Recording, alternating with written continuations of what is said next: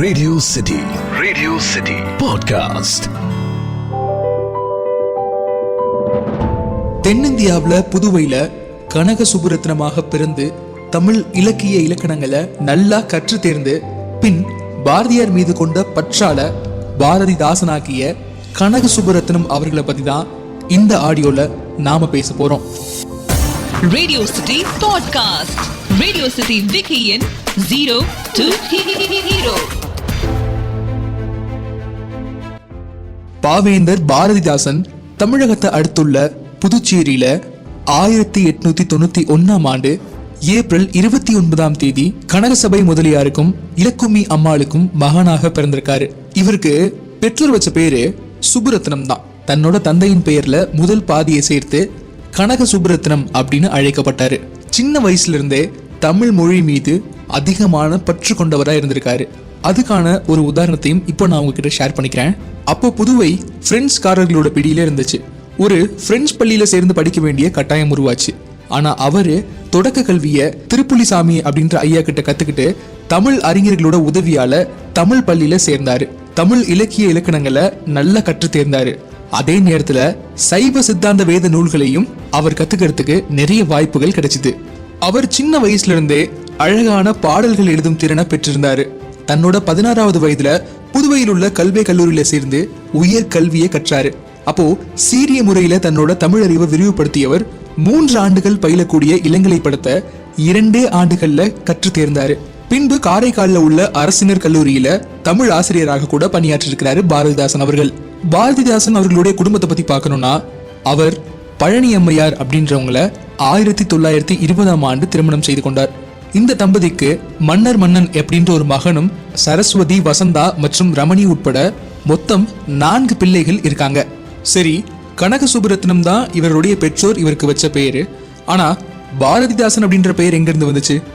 பொதுவா ஒரு துறையில அதிக ஈடுபாடு கொண்டவங்க அந்த துறையில சிறந்து விளங்குபவர்கள் மீது பற்றுக்கொள்வது ஒரு இயல்பான விஷயம். அதே போலதான் தமிழ் மீது அதீத பற்று கொண்ட கனக சுப்புரத்னம் அவர்களும் மூத்த கவி பாரதியாரால ஈர்க்கப்பட்டிருக்காரு. பாரதியாரை சந்திச்சு தமிழ் மீதான தன்னோட ஆர்வத்தை வெளிப்படுத்தியதோடு அவருடைய பாட்டையும் அன்பையும் பெற்றிருக்கிறாரு. அன்னிலிருந்து தன்னோட பெற்றோர் வைத்த பெயரான கனக சுப்புரத்னம் அப்படின்ற பெயரை பாரதிதாசன் அப்படின்னு மாத்திக்கிட்டாரு. அந்த பெயர்லயே தன்னோட படைப்புகளை வெளியிட தொடங்கினாரு. அதே மாதிரி தந்தை பெரியார் போன்ற அரசியல் தலைவர்களோட இணைஞ்சு போராட்டங்கள்லயும் ஈடுபட தொடங்கினாரு. அதற்காக பலமுறை சிறையும் சென்றிருக்கிறாரு பாரதிதாசன் அவர்கள். பாரதிதாசன் அவர்கள் சினிமா துறையிலையும் இருந்திருக்காரு, அரசியல்லையும் ஈடுபட்டிருக்காரு. அவருடைய தமிழ் இலக்கிய நடை கண்டு வியந்த பல சினிமா தயாரிப்பாளர்களும் இயக்குநர்களும் அவருக்கு கதை வசனம் எழுத வாய்ப்புகள் வழங்கினாங்க. அதே மாதிரி பேரறிஞர் அண்ணா அவர்கள், கலைஞர் கருணாநிதி அவர்கள், எம்.ஜி. ராமச்சந்திரன் அவர்கள் ஆகியோரோட ஏற்பட்ட நட்பால 1954 நடைபெற்ற புதுச்சேரி சட்டமன்ற தேர்தலில் போட்டியிட்டு சட்டமன்ற உறுப்பினராகவும் பதவியேற்றிருக்கிறாரு. அரசியலை தாண்டி தமிழுக்கு இவர் கொடுத்த பங்களிப்பு, இவருடைய படைப்புகள் எக்கச்சக்கமா இருக்கு. கடவுள் மறுப்பு, சாதி ஒழிப்பு கொள்கைகள்ல நம்பிக்கை கொண்ட இவரு அது சார்ந்த பல படைப்புகளை உருவாக்கியிருக்கிறாரு. எதிர்பாராத முத்தம், குடும்ப விளக்கு, இசை அமுது, தமிழ் இயக்கம், அழகின் சிரிப்பு, தமிழச்சியின் கத்தி, பாண்டியன் பரிசு, பெண்கள் விடுதலை, இந்த மாதிரி எக்கச்சக்கமான படைப்புகளை உருவாக்கி இருக்கிறாரு பாரதிதாசன் அவர்கள். இவருடைய படைப்புகளுக்கும் இவருக்கும் நிறைய விருதுகள் கூட கிடைச்சிருக்கு. அறிஞர் அண்ணா புரட்சி கவி அப்படின்ற பட்டத்தையும், பெரியார் புரட்சி கவிஞர் அப்படின்ற பட்டத்தையும் வழங்கியிருக்கிறாங்க. தமிழக அரசாங்கம் இவர் பெயர்ல பாரதிதாசன் பல்கலைக்கழகம் என்ற மாநில பல்கலைக்கழகத்தையும் திருச்சியில நிறுவியிருக்கிறாங்க.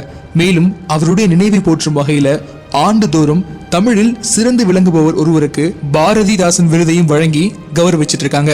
1970 ஆண்டு அவருடைய மரணத்திற்கு பின் அவருடைய படைப்பான பிசுராந்தையார் நாடகத்திற்காக சாகித்ய அகாடமி விருதும் வழங்கப்பட்டது. 2001 சென்னை தபால் துறையின் சார்பாக பாரதிதாசன் நினைவு அஞ்சல் தலை ஒன்றும் வெளியிடப்பட்டது. இன்றும் மக்கள் மனதுல தமிழ் கவிஞர் அப்படின்னு சொன்னா நமக்கு ஞாபகம் வரக்கூடிய ஒரு பெயர் கவிஞர் பாரதிதாசன் அவர்கள். தன்னோட படைப்பாற்றல் மூலம் தமிழுக்கு பல வழிகளில் தொண்டாற்றிய இந்த மாமனிதரை நம்மளுடைய தமிழ் சமூகமும் தமிழ் மக்களும் என்னைக்குமே மறவாதிருப்பாங்கன்றதுதான் உண்மை.